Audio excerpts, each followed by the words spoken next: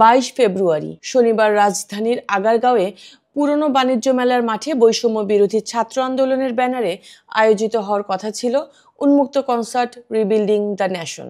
কিন্তু হঠাৎ করে একদিন আগে তা স্থগিতের সিদ্ধান্ত নিয়েছে আয়োজকেরা। নিরাপত্তার কারণে আপাতত কনসার্টটি স্থগিত করা হয়েছে বলে আয়োজকদের পক্ষ থেকে নিশ্চিত করা হয়েছে। বৈষম্য বিরোধী ছাত্র আন্দোলনের সাংস্কৃতিক সেলের সম্পাদক সালাউদ্দিন সৌরভ বলেন, নিরাপত্তা ইস্যুতে কনসার্টটি আপাতত স্থগিত করা হয়েছে।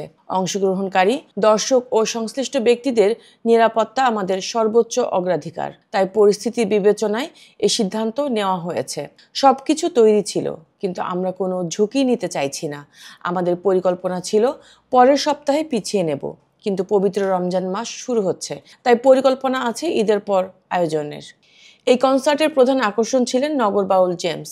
কনসার্টে আরও গান গাওয়ার তালিকায় ছিল ব্যান্ড চিরকুট, আর্টসেল, সোনার Bangla circus, Bengal Symphony, Bangla 5, cryptic fate, কুড়ে ঘর, কাকতাল, সঙ্গীতশিল্পী ফারজানা ওয়াহিদ, সায়ান সহ অনেকে।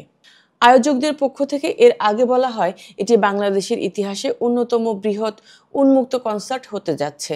কনসার্ট ভেন্যুতে কয়েক লাখ মানুষ একসঙ্গে নিরাপদে গান শুনতে পারবে।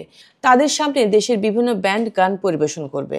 আমরা দেশীয় শিল্পীদের নিয়ে কনসার্টের লাইন আপ সাজিয়েছি, যারা আন্দোলনের সময় নিজেদের ক্যারিয়ারের চিন্তা না করে আন্দোলনের পক্ষে অবস্থান নিয়েছিলেন।